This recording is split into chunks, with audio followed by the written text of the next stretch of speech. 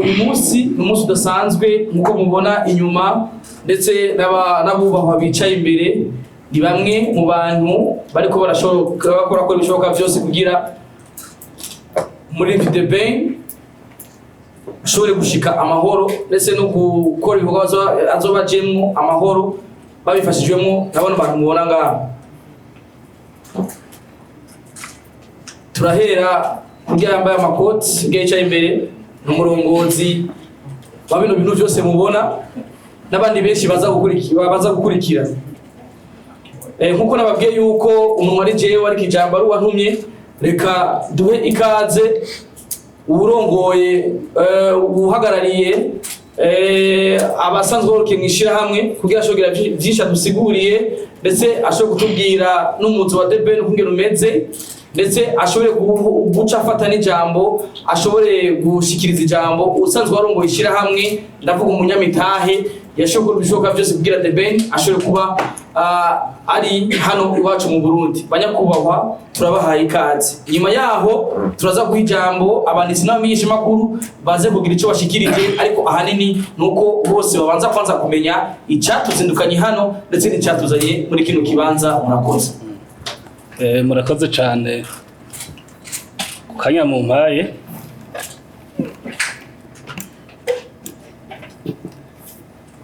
Banditsi bamenyesha makuru namwe mwese mukoraniye hano, turabahaye kaze hano muri company yacu nawe company. Munyemerere mu ntiza kanya ndabereke abagize iyi company yacu.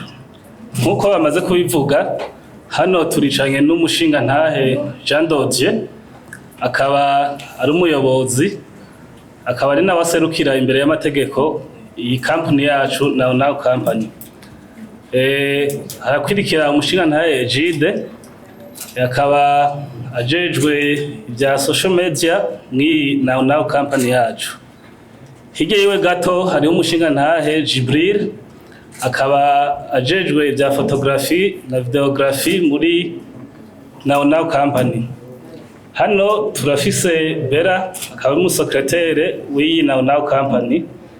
Turafise kandi n'umushinga ntahe Gerard, akaba ajejwe imigambi gushira mu ngiro imigambi iyi nawe company. Nkuko rero muhejeje kuvyumva, iyi nawe company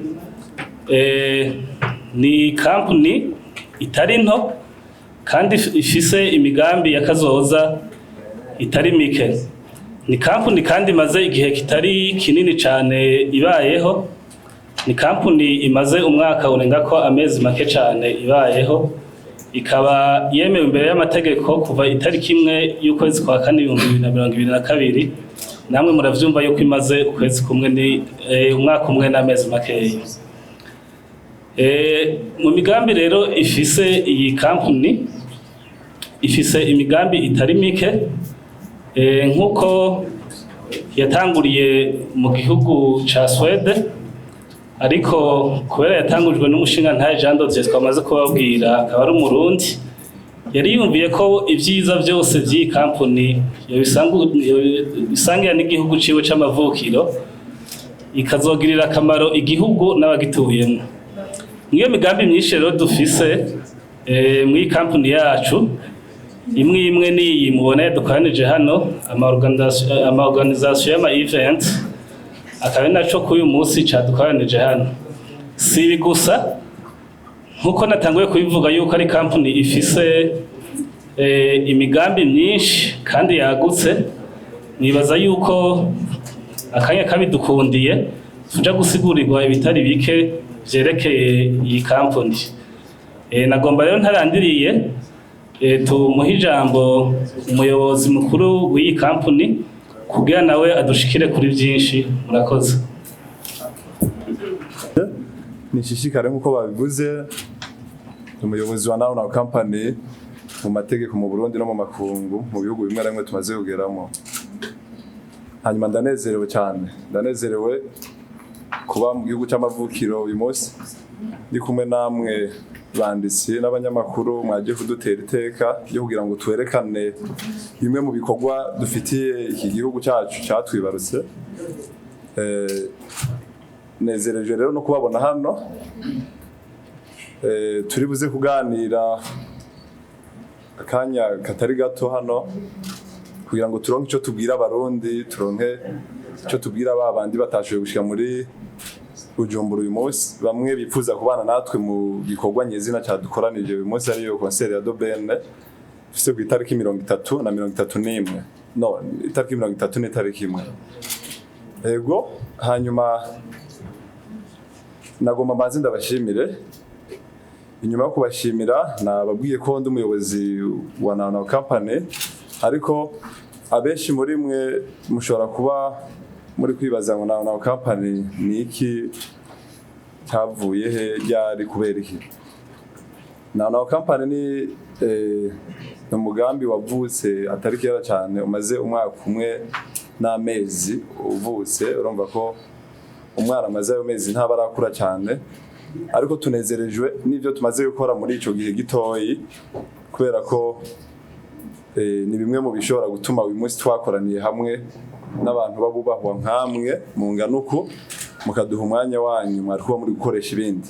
Ibyo turabyishimira nka nawe company. Inyuma y'amezi atari menshi turi ku murimo, twatanguriye i Burayi muri Europe aho dusanzwe tuba, ariko imigambi yacu ntikwari ukumara igihe kirekire nk'uko mubibona. Nyuma y'umwaka umwe ntihaba haragira ko umuntu afata imigambi imwe nk'iyi, ariko twaragerageje kubera ko byari bimwe mu byifuzo byacu n'imigambi. Rero bimwe mu bikorwa bya nawe company tugiye i Burundi twabonye hakenewe kongerwamo imyidagaduro, kubera ko tubyisangamo rimwe na rimwe bamwe muri twebwe mubona hano, nanjye ndimo.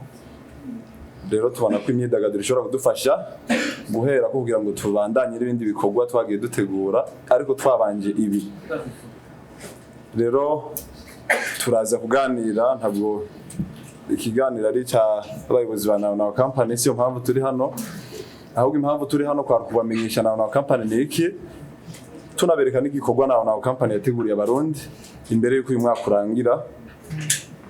Nkaba ndabashimiye cyane, nkaba nipfurije umwe wese yifuje kuganira natwe uyu munsi ngo yumve ko ari kumwe n'abavukanyi biwe, yumve ko ibikorwa tugomba gukora ari bya nawe company ariko by'igihugu. Murakoze cyane. Ku mazina ni Edison yahoze sanzwe nkorera DJ Classic FM. Ntabwo nishimiye cyane abateguye no conference de presse kuri abiri promota yoganije na cyane amenyesha makuru kugira ngo baze tumenye ibijanye na nawe company. Batari bake ntibaramenya neza nawe company, bavuze ko mukorera hano mu gihugu cy'u Burundi ndetse no mu makungu hari ibihugu bitandukanye mumaze gushikamwo. Ikibazo cya mbere no gutangura kumenya ino nawe company kubera iki mwahereye hanze y'igihugu mutahereye hano ku butaka bw'Uburundi, na cyane kugira ngo igihugu cy'amavukiro abariho muhera kugira ngo kubakira izina. Ikibazo kigira kabiri, mwavuze ko musanzwe muba hanze y'igihugu, kuki guhera kuri The Band akaba ari wazana cyane kugurira imiryango ya nawe company hano ku butaka bw'Uburundi. Ikibazo kigira gatatu, gukora conference de presse The Band tari hano, ubwo iyo mubitegura yamaze gushika kugira ngo abarundi ndetse n'abanyamahanga bumve ko atari bicapo gusa, arahari, yaje militera murumva ni vuba ibijaho sisikera niyashika dusubira ibindi conference de presse cyangwa ni conference de presse gusa niyaza zo kumwakira hanyuma acategura kuja mu giteramo. Murakoze. Ego, nibaza ko tuza turagira ko kugira ngo ntitwibagire, nubwo bimwe na bimwe numvume ngo uraza kumbabarira unyibuse kandi gato. Tugushimire kwanza Edison, arabajije ngo ikibazo, reka mpere ku kibazo cya nawe company kubera iki itahereye mu gihugu cy'amavukiro.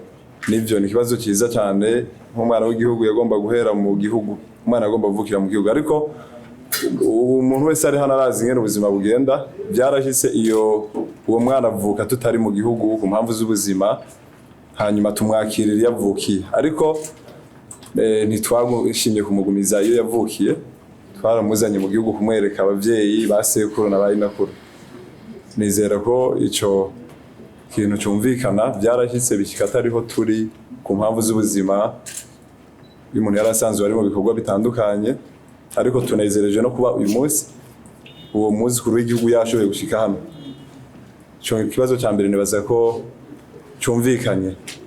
Ikindi kibazo ndiko ndibuka kiravuga ngo kubera iki Doben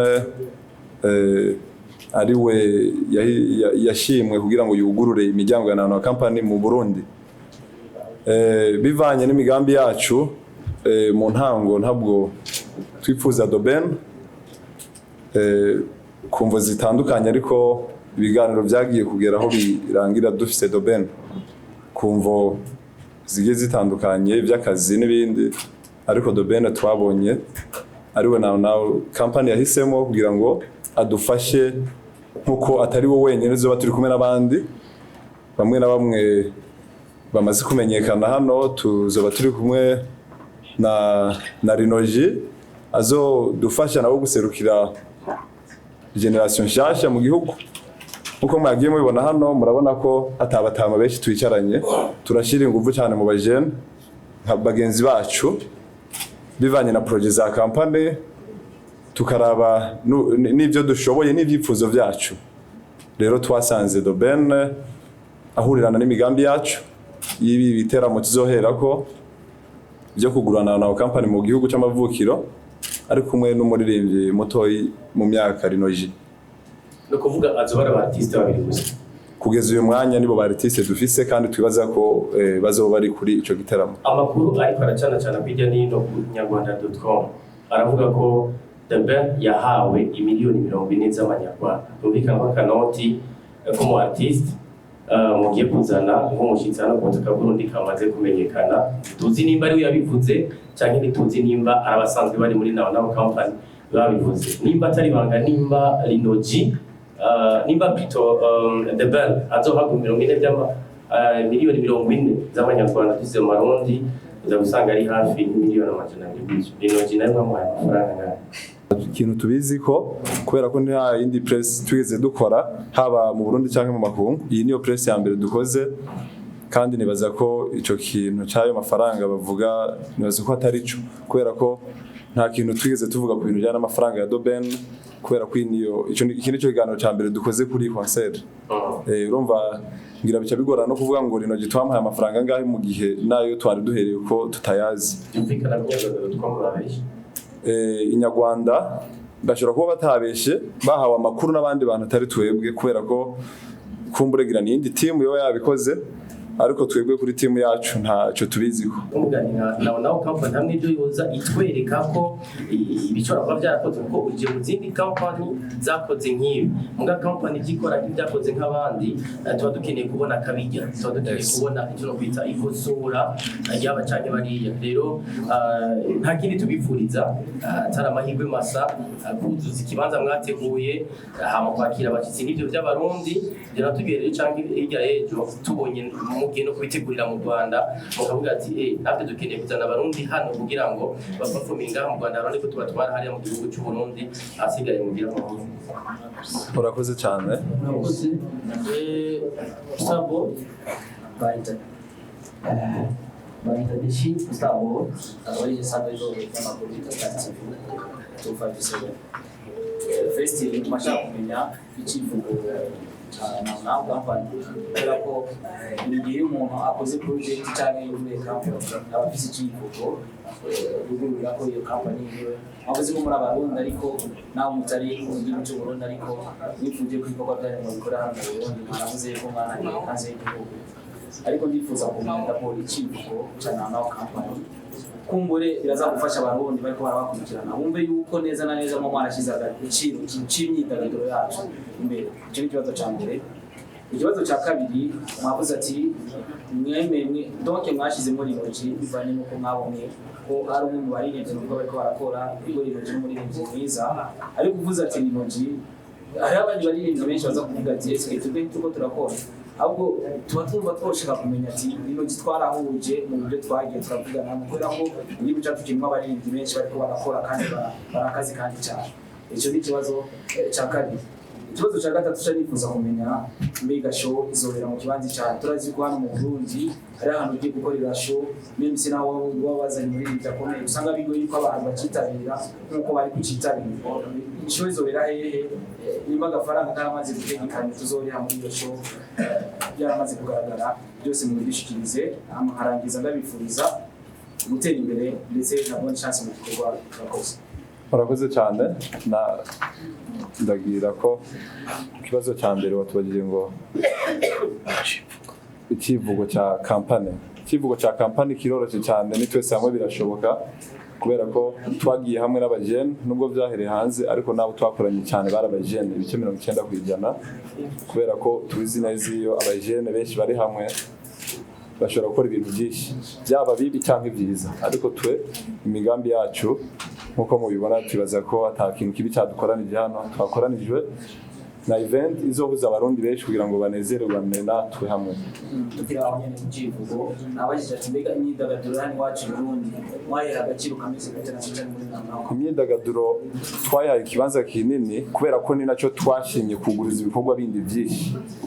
Nanabivuze ko imyidagaduro tuyisangamwo uko turi hano uyu no designer uyu ajeje ibintu bijyanye n'imyidagaduro nawe hanyuma nanjye imyidagaduro ntiri kure y'ubuzima bwanje abantu si cyane gose ariko murabona ko ari igice cyacu n'imyidagaduro nabo turi kumwe mu makungu nabo imyidagaduro bayiri hafi ni nayo mpamvu twashimye gutanguza concert twari gutanguza uburimyi cyangwa ubworozi ariko twahereye mu myidagaduro kubera ko tubyisangamo icyo nabasiko cyumvikanye.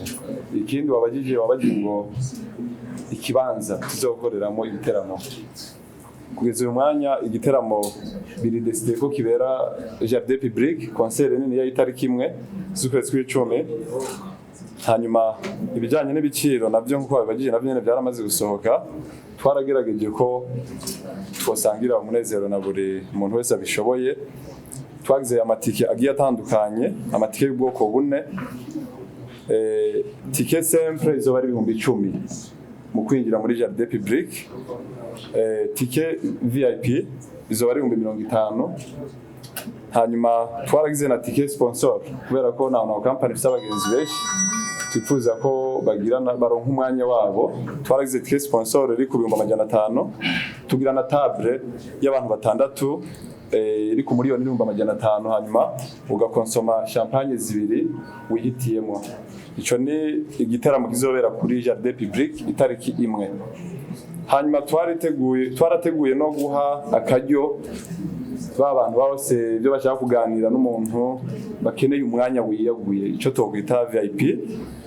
Twarateguye show iri VIP mu ijoro ry'itariki 30 z'ukwezi kw'icenda twarateguye igiteramo kiri VIP twahaye akaryo n'abantu nabo baba bashaka ahantu hisanzuye bonyene twashatse kwikorera kuri Eden Garden ni hano kuri beach nziza cyane ibiciro byaho navyo nyene ibyo dufite uyu mwanya twizeye ko kandi bitazonahinduka itike izo bari 100 ku muntu wari wese kwinjiramo ariko tukagira na table y'abantu 8 ku miliyoni 2 ukabona champagne 2 wihitiyemo tukagira tike presidentielle ni itike nayo twaye agaciro cyane ni tike izoba iri ku miliyoni 10 hanyuma ukanywa n'umuryango wawe ibinyobwa wifuza kugeza wifuje gutaha hanyuma ukafungura ibifungurwa wihitiyemo byo kuri restaurant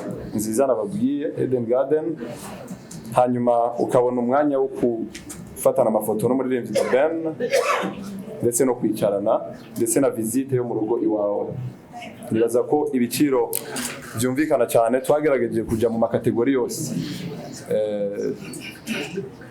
nimba ntibeshe nibaza ko ikibazo cyawe nagerageje kwishura ari bisiganye kimwe mbere yo kuzamuza cyane n'abajije ati mbega bavuze ngo intoki niho bariza kwa neza n'abajije ati bari benshi ntagira amahirwe dusingura ko ari umwaho cyagaciro. Urakoze cyane mu baririmbyi benshi bari gukora kubera ko na company dufite ama projet menshi ndetse n'ibiteramo byinshi rero turakunda gushyira ikintu aho gikwiriye.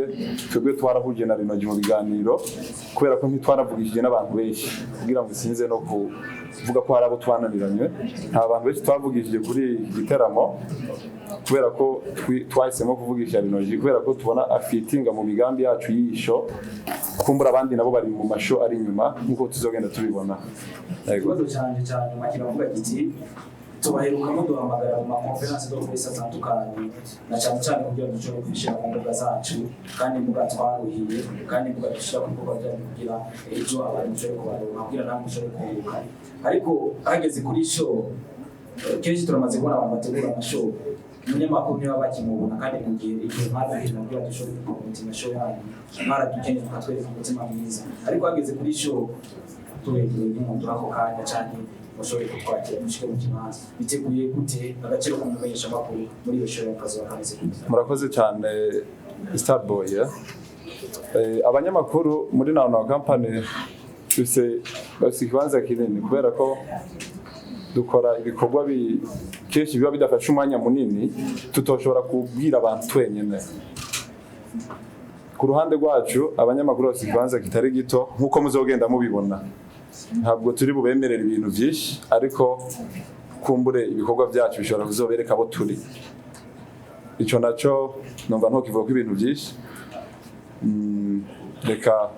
Reka kumbure dukore uyu munsi wa mbere duhuye namwe banyamakuru, ariko twifuza kumarana imyaka myinshi kubera ko ibikorwa byacu twifuza ko bimara igihe kirekire kandi turi kumwe namwe birashoboka.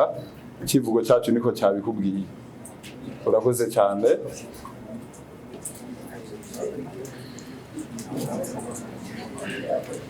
Usaba yuko turabaza ibibazo biki kugira ngo gendereze kakurikire usaza tegura ibiganiro mu Isamirizi Black FM amaduze tuca tuja kuri Frank Silent Vibe amaduze twadanye biki nakubahwa murahawe ikaze.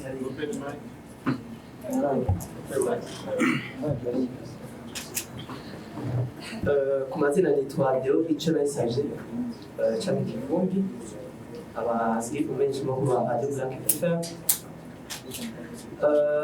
Ikibazo canje ca mbere ndashaka ahanini tubwire ku bintu bijyanye ni intumbero hamwe n'imigambi nawe company ikizanye itandukanye niyo ayandi makampani nk'aya yoba rimaze gushikana ngaha mu gihugu.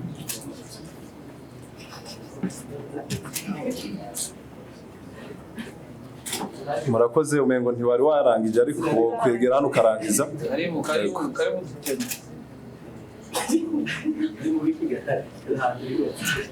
baguha akanya kandi uheze ikibazo cyawe. Ikibazo cya kabiri rero n'amakenga. Ayo makenga n'abandi bari basanzwe bayabajije mugabo nta muco mwiza washoboye kuboneka. Twihweje ikibanza cya jardin public ni ikibanza kininiya cyagutse kandi gishobora kwakira abantu benshi. Umuririmbyi ari mu bazoba baremesheje ico giteramo de umuririmbyi nivyo muri kano karere arazwi no mu Burundi. Rinogi nawe niko kuko mugabo turazi igisagara cacu turakizi kira muririmbyi abafise aho yafatishije amakinga afise nayo. Ubwo ntimubona yuko mu gihe mutokongeramo cyangwa muvugishe abandi nubwo intumbero mwe mwamaze kuzifata ntabwo bamwe mufise yuko abantu batokwitabira ku rugero mwari mukeneye ubwo abantu bokwitaba muri icyo giteramo. Murakoze. Ego, urakoze cyane. Yabagije ikibazo cy'itandukaniro rya kampani yacu n'izindi nimba ntibeshye. Imigambi ya nawe company nubwo twahereye mu myidagaduro uyu munsi dufite imigambi itandukanye harimo uburimyi n'ubworozi. Nari nakigarutse ko gatoya cyane cyo ku mayanga. Iyo migambi ariko twipfuje ko imurikirwa n'imyidagaduro ku mpamvu nyinshi zitandukanye tumaze kugenda dusubiramo. Yindi migambi itandukanye yo muri nawe company nibaze ko nayo izobona umwanya wo kuvugwa, ariko uyu munsi duhe valere cyane imigambi twamaze kubona ku mugaragaro sumbya indoto. Ikibazo cya kabiri batubagiye ngo rinoji wenyene nimubona ko hakenewe abandi bantu bashobora gufasha domaine kugira ngo indoto zanyu zije mu ngiro. Nivyo birumvikana byari kuryoha duhizemo nk'abandi ba artiste benshi cyane, biraruta babiri barutumwe, nivyo birumvikana, ariko twumva twizeye kuri iyo ngingo ku buryo biramutse bibaye ngombwa bigahinduka birashoboka, nabyo twabibamenyesha, ariko kugeza uyu mwanya niyo ngingo twafashe. Twumva kandi mengo ntaco itwaye cyane, kubera ko abo bose tuzoba turi kumwe turavye uko bahagaze muri iyi minsi, tubona mengo birakunda ko imigambi yacu ijya mu ngiro. Murakoze cyane. Murakoze. 75 murakoze. Tukaniki ikibazo cya mbere mfise ni twabonye hajya hanya ko hari itariki 30 z'ukwicenda n'itariki 10. Muravuga ko itariki 30 hazoba ari abantu bashaka umwanya wisanzuye na deben, ariko tugize tumenye yuko ko ivyo bitera ico gitera mwateguye cyaro kandi ndetse na rukomye ko mbega nari ngoji uwo munsi ni hazoba ari itariki 30. hama mwavuze kuri tike y'imiliyoni 10, muravuga ngo visit, sinzi ko ari je natahuye gusa, mbega ni visit imeze gute muri ico kibanza nyene cyane bukeye cyangwa umunsi nyene azoza gukora muza muhira, kubera ko mengo bwa mbere tubibonye miliyoni 10 hama umuntu ngo eske ni kintu gishasha mwibaza ko depend azobazanye kusuba aba artiste bose babayeho maybe abarundi ndetse n'abanyamahanga ku miliyoni 10, mbega iyo visit ni visit imeze gute? Hama kandi ku tariki ya mbere aho hazoba hari the band ndetse na Rino Jibonye gusa, benshi bagiye barakibaza, ariko kandi nibaza ko benshi bafitiye kuko kumva yuko ari the band ama na Rino gusa, mu gihe tuzi ko dufite artiste benshi bikora neza. Mbega impamvu yobora yatumye mukora nkuko kumva yuko ari the band na Rino gusa niki amikaho cya gatatu naco kiravuga uko turabonye ko ari comedy mukurenga hano mu Burundi. Mbega no mwakuza kandi sure kuyitege ryari canke muzoca muyikorera ahandi nkuko musanze mukorera ahandi murakoze canke ni ngahe Bujumbura gusa canke ni mu zindi ntara imeze gute gushikira abanyabujumbura gusa canke n'abandi? Murakoze cyane. Murakoze, uranyibutsa byabaye byinshi cyane. Icyambere watwagije ngo wamfasha rana. Ikibazo ca mbere yabajije ukijanye na ikibazo cya mbere nabajije ku kijanye na tike y'imiliyoni 10. Yego, ni visite imeze ite? Tike miliyoni 10 ni visite izoba iri kuri table yawe, ntabwo ari muhira. Kuri table uzobona visite ya Dobene, ubona umwanya wo kuganira nawe. Twarabiteguye cyane kuri table muri concert, kubera ko zishobora kugurwa n'abantu benshi ugasanga turiko turavuga ibintu bidashoboka. Rero azogira visite kuri table yabo bakiriye bafise ayo matike presidentielle abavyifuza, kuko umuntu ashobora kuba atanavyifuza.